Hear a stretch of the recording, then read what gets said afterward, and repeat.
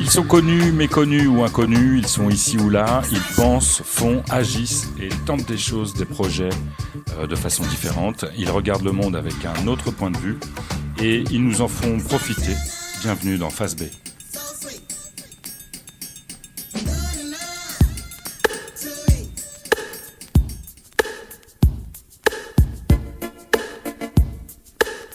Ce morceau que vous connaissez tous, c'est la face A de mon invité. Mais aujourd'hui, avec elle, nous allons évoquer Dorothy Parker, Joséphine Baker, George Sand, Françoise Sagan ou bien Madonna, toutes ces figures féminines, ces tempéraments, ces personnalités qui ont façonné la vie de Caroline Loeb, qui nous ouvre son journal intime et nous parle de son goût très prononcé pour la liberté. Caroline Loeb, la face B, c'est maintenant. Bonjour Bertrand. Bon, comment vas-tu Caroline? On se connaît un peu donc on va se tutoyer, c'est plus simple. Allez, soyons fous. Bon. Écoute, ça va pas mal, je profite de cette espèce de parenthèse assez particulière pour faire des projets qui me tiennent beaucoup à cœur. Donc voilà, la création reste toujours Au centre de ta vie. Au centre, absolument. Ouais. Comment tu vis cette période particulière? Tu l'évoques à l'instant. Le confinement, c'est quelque chose que tu connaissais auparavant. Quand on est auteur, créatrice, t'es tellement multifacette que la liste styliste, chanteuse, autrice, metteur en scène de spectacle. La période de confinement, tu l'as vécu comme quelque chose de difficile ou c'était quelque chose que tu connaissais déjà? Non, c'est pas quelque chose que je connaissais, mais je dois dire que personnellement, je l'ai vécu comme un cadeau. Okay. Parce que, enfin, pour plein de raisons. D'abord parce que je me suis occupée de quelqu'un de très très important pour moi dans ma famille qui était malade, donc j'ai été le voir tous les jours, donc ça a été assez extraordinaire. Et puis voilà, comme je produis mes spectacles depuis des années, que je porte toujours mes projets à bout de bras et que c'est quand même ça demande beaucoup d'énergie, beaucoup de travail, c'est assez épuisant, voilà la partie cachée de tout ça. Ouais. J'ai soufflé en fait. En fait, je me suis dit ça s'arrête. J'ai eu l'impression que je me suis dit je vais enfin arrêter de courir comme un canard sans tête parce que voilà, quand on produit ses spectacles, on joue, etc. C'est toute la journée communiquer, les médias et le public et remplir sa salle. Et, voilà, c'est le moment où on est sur scène, c'est vraiment la récré en fait. Il y a tout ce qui est derrière, c'est beaucoup de travail. Ouais. Donc j'étais soulagée que ça s'arrête, même si là je vais remonter sur scène et je suis super heureuse et je vais m'amuser et tout. Voilà, ça va être super. Mais je trouve que ça a quand même fait, enfin, personnellement, c'est vraiment voilà, les gens ont chacun vécu ça à leur manière. Je sais qu'il y a beaucoup de gens pour lesquels ça a été vraiment juste un cauchemar, mais ça m'a permis de lâcher un peu et de plus voir les choses avec la même frénésie, la même presque. Je trouve qu'on est surtout là maintenant depuis des années avec les fameux réseaux sociaux, il y a une espèce d'hystérie comme ça permanente à vouloir occuper le terrain. Voilà. Donc moi, ça m'a fait beaucoup de bien de lâcher là-dessus. De couper tout ça. Et donc du coup, tu te connaissant, tu en as profité toi pour préparer des projets, l'écriture, la mise en scène, des choses comme ça, quoi. La mise en scène, j'ai pas vraiment de projet de mise en scène, mais oui, effectivement, j'en ai profité pour enfin m'atteler sérieusement à un projet autour duquel je tourne depuis des années, et j'avais jamais le temps parce que voilà, justement, j'étais tout le temps avec un agenda de ministre, tellement de trucs à faire, et là j'ai le temps et c'est un luxe fou et je suis vraiment très heureuse de pouvoir enfin me concentrer sur ce travail qui est important pour moi. Toute cette vie artistique que tu mènes, c'est une histoire depuis l'enfance, parce que toi, tu as des parents, des grands-parents qui étaient dans ce milieu artistique très très fort et très, très puissant. Tu as des millions d'anecdotes à raconter, j'imagine. Et parmi tout ce que tu fais, et auteur notamment, parce que c'est l'écriture en fait la base vraiment de ton travail, que ce soit pour un livre, un spectacle, un disque. Les chansons, les chansons. Et les J'ai commencé chansons. à chanter parce que j'écrivais. Moi, j'étais pas chanteuse au départ. Oui, alors Saint-Dizier, oui, effectivement, oui, il y avait beaucoup de culture. C'est surtout ma mère qui écoutait beaucoup d'opéra, qui écoutait beaucoup de chansons, qui m'a initiée à Serge Reggiani, à Yvette Gilbert, bon, etc. Et qui lisait beaucoup. Je me souviens, quand j'avais 8 ans, elle me lisait La recherche du temps perdu. Bon, je l'ai lu jeune, mais enfin quand même pas à 8 ans. Ça façonne, donc, ça façonne. Évidemment, je m'endormais tout de suite, c'était un très bon somnifère. mais ma mère a toujours été très passionnée de culture. Donc c'est vrai qu'on a baigné là-dedans, enfant, et pour moi c'était très fort. Ça m'a d'une certaine manière, enfin de plein de manières, même vraiment sauvé la vie, parce que il y avait aussi de la violence souterraine comme ça qui circulait dans ma famille, bref. Et pour moi, voilà, l'opéra, la chanson, la lecture, c'était quelque chose d'extrêmement fort, et ça reste toujours extrêmement fort. C'est-à-dire que vraiment, mes meilleurs amis sont Dorothy Pachter, Marlène Dietrich, Joséphine Baker. Enfin voilà, j'ai toujours eu un rapport très physique et très intime aux gens que je lisais ou que j'écoutais. Qu'est-ce qu'elles t'apportent, ces figures féminines fortes, hein, les noms, là, Joséphine Baker, elle a bien sûr, l'artiste, on la connaît, mais humainement, Joséphine Baker, elle a fait énormément de choses pour son entourage, adopter des enfants, montrer la femme sous un autre jour. Qu'est-ce que ça t'apporte? Qu'est-ce que ça t'inspire, toi, Caroline? Tu as oublié quelque chose de très important avec Joséphine Baker, c'est qu'elle a été une très grande résistante. Ouais. Et c'était sous les dehors comme ça, musicaux, paillettes, glamour, etc. C'est ça. C'est quelqu'un qui s'est vraiment battu quand elle a dû faire une tournée aux États-Unis contre la discrimination raciale.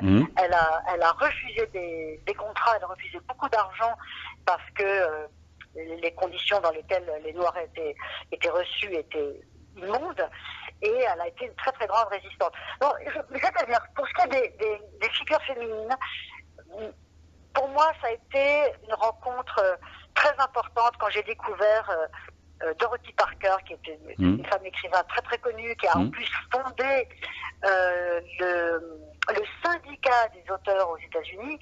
Donc, ma rencontre avec Dorothy Parker, avec Marlène, avec Joséphine Baker, il y en a plein d'autres. Voilà, la liste est longue. Ça m'a ouvert des portes, ça m'a ouvert des fenêtres, ça m'a aidé à me structurer, parce que c'est vraiment autant comme personne que comme artiste. Je pense qu'on a besoin de modèles, on a besoin de gens qui nous inspirent. Alors après, il y a eu évidemment George Sand, qui est un personnage totalement passionnant. On peut s'intéresser uniquement à la vie de George Sand pendant une vie, tellement c'est un parcours inouï. Après, évidemment, il y a eu Sagan, sur laquelle j'ai fait un spectacle aussi. Tout ça, en fait, il y a Madonna. Bon, ce que je pourrais dire, c'est que vraiment la particularité de ces femmes toutes assez différentes, c'est un goût de liberté extraordinaire. Et une façon de ne pas rentrer dans les codes, de refuser d'être enfermée dans un rôle qui a été préécrit. Et tout ça, c'est des femmes qui ont vraiment inventé leur place dans le monde, inventé leur place d'artiste. C'est des personnages extrêmement inspirants. Cette liberté, toi, moi, je t'ai toujours connu étant l'ami de Jean-Paul Gaultier, collaborant avec Alex Lutz, collaborant pour Serge Gainsbourg, Alain Chamfort. Tu es dans un milieu où tu te sens hyper libre d'aller avec un tel, une telle, et de Judith Margre. Tu avais fait cette mise en scène superbe de Shirley. Voilà, en fait, la liberté pour toi aussi. Ouais, un Molière en 2000, son deuxième Molière. Ouais. Et ouais, cette liberté, toi, tu l'as saisie en faisant des choses très différentes. Mais ça reste toi, avec ta personnalité et ce que tu apportes, quoi. C'est un peu ça le. Il y a plusieurs choses dans ce que tu me dis. Ouais. Donc, pour ce qui est de Jean-Paul Gaultier, de de gens comme ça. C'est vrai que moi j'ai passé en gros entre 20 et 30 ans dans les boîtes de nuit à Paris.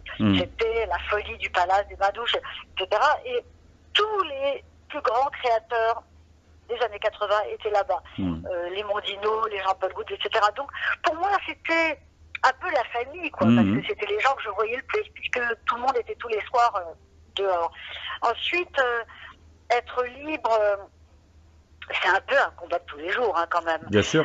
C'est liberté, pas... chère liberté. Bien sûr. Pardon ? Liberté, chère liberté. Oui, parfois très cher, même. Très cher, parce ouais. Que, le fait que je fasse plein de choses, il y a toujours des cons pour te dire ah oui, mais alors faudrait savoir, faudrait décider, faudrait choisir. Non, moi je choisis de faire ce qui est important pour moi, ce que j'aime faire. Et comme en plus j'ai une enfance américaine, les Américains ont toujours beaucoup de respect, plutôt d'admiration pour les gens qui font plein de choses. Donc pour moi, c'était jamais un problème. C'est vrai que tu as vécu à New York, toi, j'étais élevée jeune. À New York, ouais. J'ai une enfance vraiment américaine. Et sous prétexte qu'en France, c'est pas toujours très bien vécu, j'allais quand même pas me priver de faire ce que je voulais. Donc c'est vrai qu'aujourd'hui, je pense que vraiment, je suis arrivée depuis quelques années à pas mal de liberté, en fait. Pas mal de liberté, puisque je me produis toute seule, beaucoup grâce au gala, grâce à la Watt. Tout ce que je gagne à droite, je le mets pas à gauche, mais je le mets dans mes créations, parce que la chose la plus importante pour moi, c'est de continuer à créer. C'est vraiment, c'est vital pour moi. Je sais que si je suis pas en création, je crève d'ennui, d'angoisse, de désespoir, enfin, voilà, tout ça. Mais voilà, la liberté, c'est vraiment quelque chose pour lequel on doit se battre tous les jours. Maintenant, bien sûr. En même temps, c'est formidable de pas avoir quelqu'un, d'autres gens qui vous disent comment faire, quoi faire. Si tu veux, je sais que le grand luxe pour moi aujourd'hui, c'est vraiment de défendre des idées qui sont importantes pour moi, que ça soit à travers Georges Sand, à travers Françoise Sagan. Parlons plutôt de Sagan, puisque là je vais reprendre le spectacle Françoise par Sagan, et que je le tourne. Sagan, c'est la liberté, c'est un grain de folie, ouais. Oui, un grain de folie, en même temps une philosophie extrêmement profonde, c'est l'impertinence, et puis l'esprit, un esprit incroyable.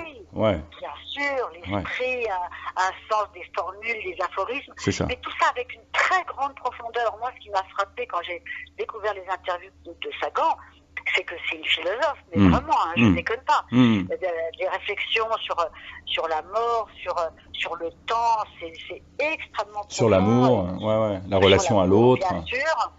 Non, et alors voilà, quand on rencontre des gens comme ça, des textes comme ça vous change une vie.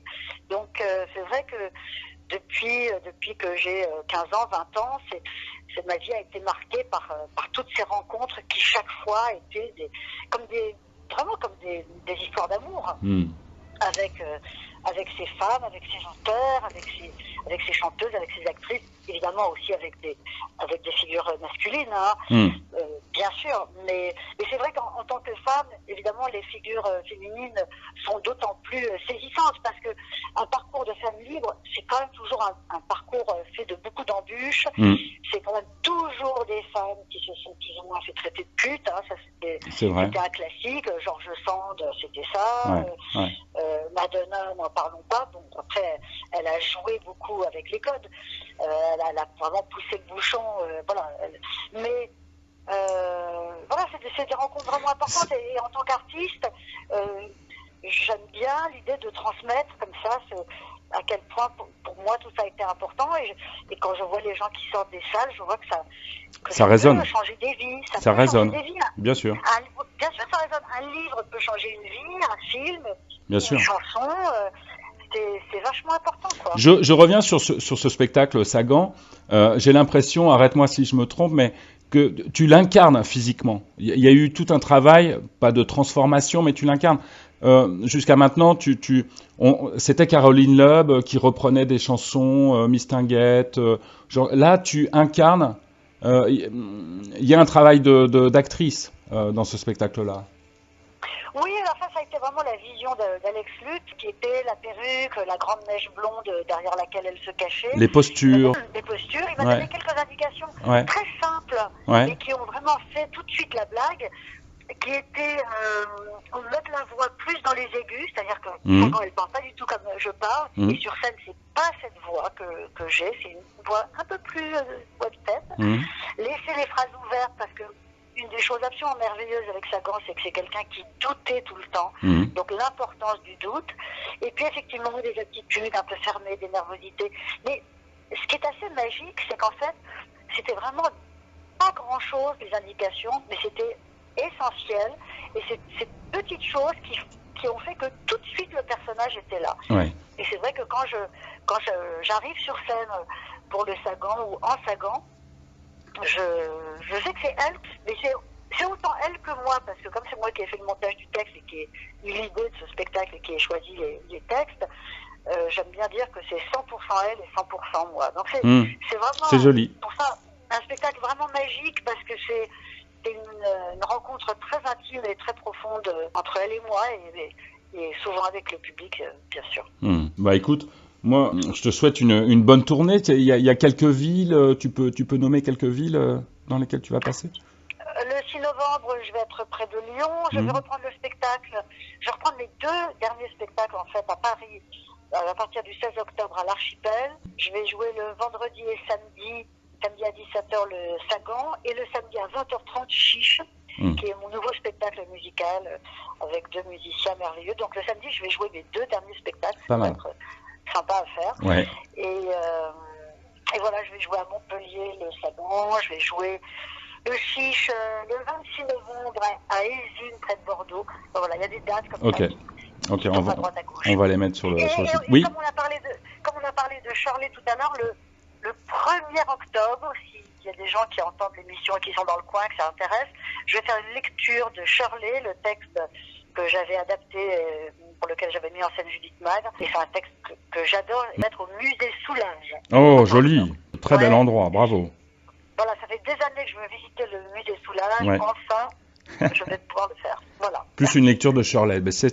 Avec l'Outre Noir, ça peut résonner, ça peut dialoguer. Oui, surtout qu'ils ont fait une exposition récemment de femmes artistes, et Shirley est une peintre tout à fait importante. Elle n'a pas du tout été reconnue à sa juste valeur de son genre, mais c'était très très fort ce qu'elle faisait, et c'était tout à fait proche de quelqu'un comme Soulage. Elle a aussi fait des monochromes noirs. Après, allez regarder ce que faisait Shirley Goldfarb, c'est fascinant, c'est un personnage fascinant. Voilà. Merci beaucoup Caroline de ton point de vue dans Face B, et puis bonne route avec tous ces spectacles, et puis j'espère qu'on se croise bientôt là-haut.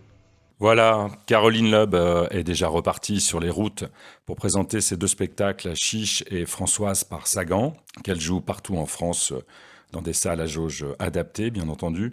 Et notez bien la lecture de Shirley au musée Soulage le 1er octobre qu'elle donnera. Ce sera un très beau moment. À bientôt pour un prochain Face B. On se quitte sur un titre de Taxi Girl, déjà parti, à propos, proposé par Cosmonaute, l'excellent disquaire de la rue Klaus Madoc, à Vannes. Salut. Je suis déjà parti, fais comme si tu ne m'avais jamais connu. Tout est foutu. Et si tu m'entends le soir, quelquefois, éteins la radio, ou fais comme si tu n'entendais pas. Les meilleures choses ont une fin, les pires aussi, tu comprends bien. Dans ces conditions que je m'en aille, je suis déjà si loin.